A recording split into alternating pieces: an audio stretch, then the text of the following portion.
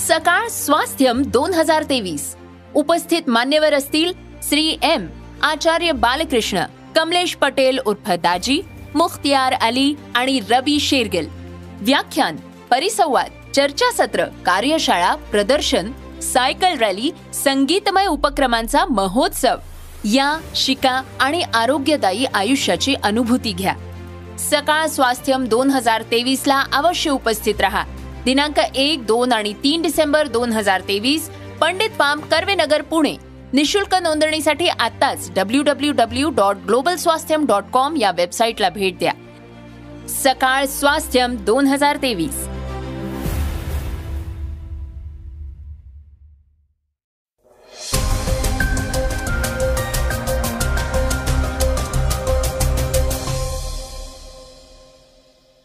नमस्कार, मी गौरी कुबेर। आता आपण ऐकणार आहोत आजचं सकाळचं पॉडकास्ट।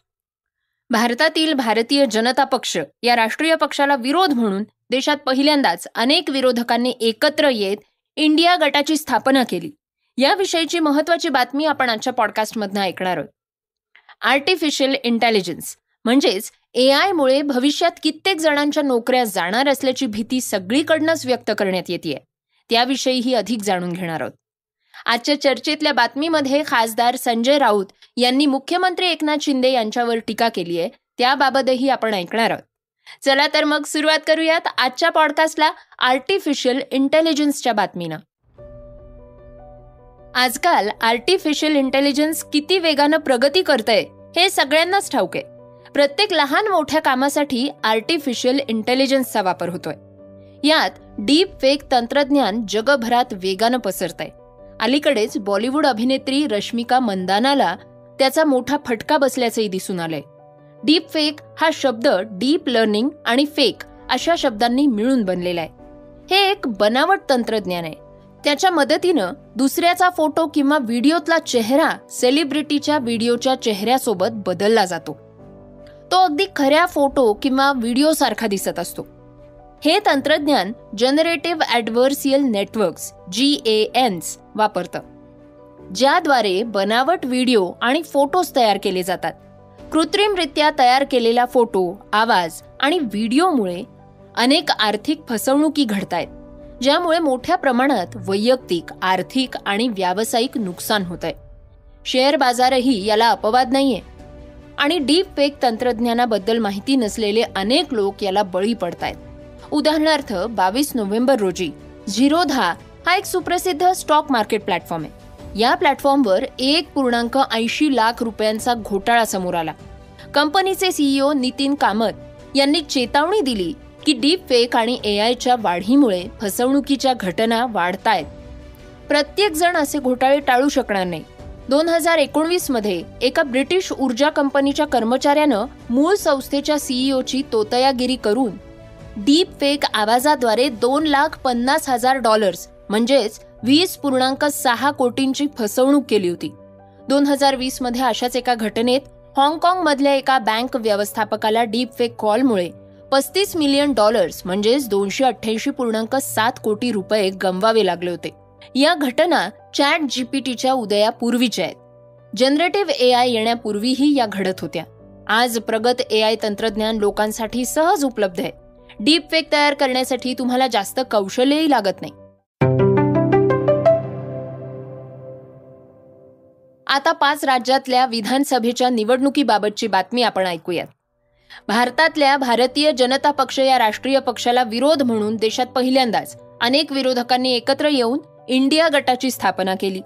भारतात अशा प्रकारे पहिल्याच एवढ्या मोठ्या प्रमाणात एकत्र येत विरोधकांनी आघाडी स्थापन केली आहे।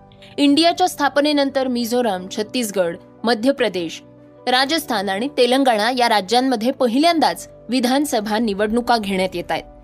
त्यातल्या मिझोराम आणि छत्तीसगडमध्ये निवडणुका पारही पडल्यात। त्याचे निकालही डिसेंबर महिन्यात जाहीर केले जाणार आहेत। त्यामुळे येत्या निवडणुकांमध्ये इंडिया आघाडीचा प्रभाव दिसणार का, ही बाब काहीच दिवसात समोर येणार आहे। दरम्यान विधानसभा निवडणुका पाठोपाठ येणाऱ्या लोकसभा निवडणुका सुद्धा येऊ घातलेल्या आहेत। त्यामुळे या निवडणूक लोकसभेचा ट्रेलर असणार आहे अशी देखील चर्चा आहे। जुलै 2023 मध्ये भारतातल्या विरोधी पक्षांनी एकत्र येऊन Indian national development inclusive alliance म्हणजेच इंडिया या गटाची स्थापना केली. भाजपचा प्रभाव रोखण्यासाठी सर्व विरोधी पक्ष एकत्र आलेले पाहायला मिळाले. यामध्ये काँग्रेस हा प्रमुख राजकीय पक्ष होता, तर आम आदमी पक्ष तसंच प्रत्येक राज्यातले एकूण 28 पक्षांचा यामध्ये समावेश आहे. स्थानिक राजकारणाचा राज्याच्या राजकारणावर मोठा परिणाम असला तरीही महागाई, बेरोजगारी हे मुद्दे सर्व राज्यांना किंबहुना भारतालाच लागू होतात. त्यामुळे या मुद्द्यांवरनं भाजपला मिळणाऱ्या मतांवर परिणामही होऊ शकतो. राहुल गांधींच्या भारत जोडो यात्रेनंतरही चित्र पलटलंय का? तर राहुल गांधी यांच्या भारत जोडो यात्रेला अपेक्षेपेक्षा जास्त प्रतिसाद मिळालेला आहे. त्यामुळे काँग्रेसविषयी गमावलेला विश्वास काही प्रमाणात परत मिळवण्यासाठी काँग्रेसला मदत मिळाली आहे. यातनं अर्थातच भाजप विचारसरणी विरोधी असलेला गट काँग्रेसला जोडला गेलाय. त्यामुळे याचा भाजपला फटका तर काँग्रेसला फायदा होताना या निवडणुकीत दिसू शकतो. सध्या स्थितीत 5 पैकी केवळ एकाच राज्यात भाजप सरकार आहे. सध्या ज्या 5 राज्यांच्या निवडणुका जाहीर झाल्या आहेत त्या राज्यात सद्यस्थितीला केवळ मध्य प्रदेशमध्ये भाजपची सत्ता आहे. मिझोराममध्ये वर्षानुवर्ष मिझो नॅशनल फ्रंट पक्ष येत असतो. ते राज्य वगळता अन्य 3 ठिकाणी भाजपचा प्रमुख विरोधक काँग्रेसची सत्ता छत्तीसगड, राजस्थान आणि तेलंगणा इथं आहे. यामुळे या निवडणुकीत भाजपनं संपूर्ण ताकद लावलेली दिसून येते. जगप्रसिद्ध उद्योगपती बिल गेट्स यांच्याविषयीची एक महत्त्वाची बातमी आता ऐकूयात. आर्टिफिशियल इंटेलिजन्स म्हणजेच AI मुळे भविष्यात कित्येक जणांच्या नोकऱ्या जाणार असल्याची भीती सगळीकडनं व्यक्त करण्यात येते. यातच मायक्रोसॉफ्टचे संस्थापक बिल गेट्स यांनी एक मोठं वक्तव्य केलंय. AI मुळे लोकांच्या नोकऱ्या जाणार नाहीत, उलट त्यामुळे आठवड्यातील कामाचे दिवस कमी होऊ शकतील, असं मत गेट्स यांनी व्यक्त केलंय. बिल गेट्स हे प्रसिद्ध कॉमेडियन ट्रॅव्हर नोव्हा याच्या व्हॉट नाव या पॉडकास्टला उपस्थित होते. त्यावेळी त्यांना AI आणि त्याच्या धोक्यांबाबत विचारण्यात आलं. यावर बिल गेट्स म्हणालेत की भविष्यात AI मुळे असं जग निर्माण होऊ शकतं ज्यामध्ये माणसांना जास्त मेहनत करावी लागणार नाही, कारण दैनंदिन कामांची जबाबदारी मशीन्सवर असेल. भविष्यात जेवण बनवण्यापासनं कित्येक दैनंदिन कामं करण्यासाठी AI आधारित मशीन्स तयार होऊ शकतात. आर्टिफिशियल इंटेलिजन्समुळे आठवड्यातल्या कामाचे दिवस देखील कमी होऊन ते 3 दिवसांवर येऊ शकतात आणि यामुळे वर्क लाईफ बॅलन्स आणखी चांगला होऊ शकतो, असं बिल गेट्स म्हणाले आहेत. आयुष्याचा उद्देश हा केवळ नोकरी करणं नाहीये. बिल गेट्स यावेळी म्हणाले आहेत की आयुष्यातल्या 2 दशकांहून अधिक काळ आपण केवळ कंपनी उभारण्यावर काम करत होतो. आता वयाच्या 68व्या वर्षी मला असं जाणवतंय की आयुष्याचा उद्देश हा केवळ नोकरी करणं नाहीये. AIच्या धोक्यांबाबत बोलत असताना गेट्स यांनी fake news, deep fake, job मार्केटमधले बदल आणि शिक्षणावर होत असलेला परिणाम या गोष्टींचा उल्लेख केलाय. नवीन तंत्रज्ञानामुळे जॉब मार्केटमध्ये बदल होण्याची पहिलीच वेळ नाहीये. AIचा प्रभाव हा औद्योगिक क्रांती एवढा मोठा नसेल, मात्र पर्सनल कम्प्युटरच्या सुरुवातीमुळे जेवढा प्रभाव पडला तेवढा नक्कीच असेल, असं ते म्हणाले.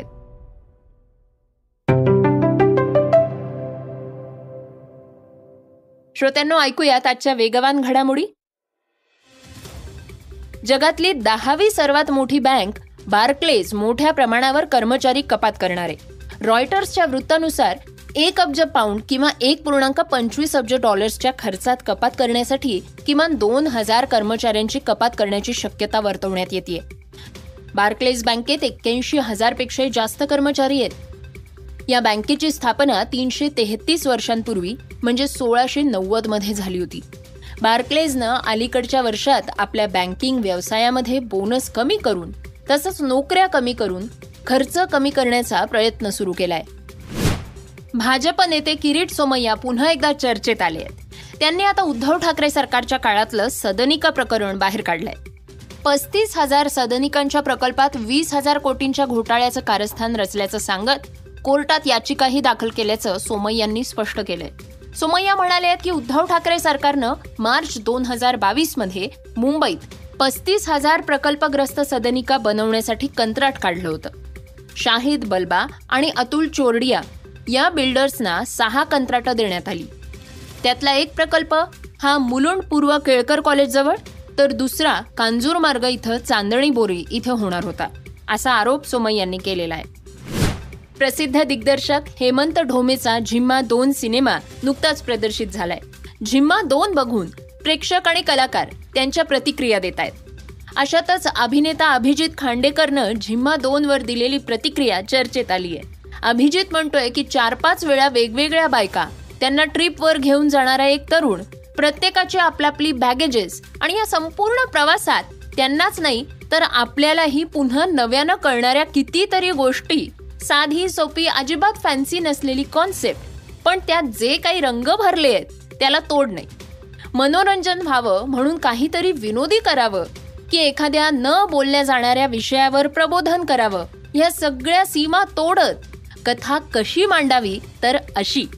इरावतीचं लिखाण कधीही स्क्रिप्ट वाटतच नाही असं त्यानं म्हटलंय. यंदा प्रथमच होत असलेल्या खेलो इंडिया पॅरा गेम्समधनं पॅरा खेळाडूंना आपलं कौशल्य दाखवण्याची संधी मिळणार आहे. राष्ट्रीय स्तरावर विविध क्रीडा प्रकारांमध्ये पॅरा ॲथलेट स्पर्धा होणार आहेत. येत्या डिसेंबरमध्ये 7 क्रीडा स्पर्धा प्रकारांमध्ये स्पर्धा रंगणार असून पॅरा खेळाडूंमध्ये त्याची उत्सुकता आहे. दिल्लीतल्या जवाहरलाल नेहरू आणि इंदिरा गांधी स्टेडियमसह डॉक्टर करणी सिंग शूटिंग रेंजवर स्पर्धा होणार आहेत. केंद्रीय क्रीडा मंत्रालय, sports authority of India, national sports federation, paralympic committee of India आणि cerebral palsy sports federation of इंडियाच्या संयुक्त विद्यमानं ही स्पर्धा होणार आहे. श्रोत्यांनो, ऐकूयात आजची चर्चेतली बातमी. राजस्थान विधानसभेच्या निवडणुकीत प्रचारासाठी महाराष्ट्राचे मुख्यमंत्री एकनाथ शिंदे हे भाजपच्या उमेदवाराच्या प्रचारासाठी गेले होते. ज्या उमेदवाराच्या प्रचाराला ते गेले होते त्यांच्याच पोस्टरवर एकनाथ शिंदे यांचा उल्लेख हिंदू हृदय सम्राट असा करण्यात आला होता. या पोस्टरचा फोटो सोशल मीडियात व्हायरल झाल्यानंतर आता त्यावरनं महाराष्ट्रातलं राजकारण पेटलंय. उद्धव ठाकरे गट यावरनं आक्रमक झालाय. ठाकरे गटाचे खासदार संजय राऊत यांनी शिंदेंवर निशाणा साधलाय. ते म्हणाले, त्याने स्वतःच जाहीर केलं पाहिजे ते आहेत की नाहीत. मुळात त्यांचा पक्षच जो काही त्यांनी गट स्थापन केलाय तो राहील की नाही हे भाजपात विलीन होणार आहे.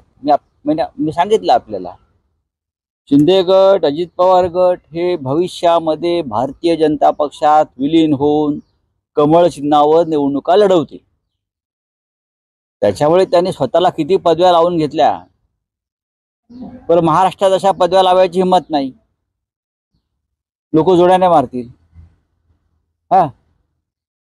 त्याच्यामुळे राजस्थान, मध्य प्रदेश, छत्तीसगड, म्हटलं उद्या अमेरिकेत गेले तिथे लावतील. जो बायडनच्या प्रचाराला जाऊ शकतात. फार महान नेते आहेत. इतके महान नेते या राज्यात निर्माण झाले नाहीत. राज्यात विधानसभा निवडणुकीचा प्रचार आता संपलाय.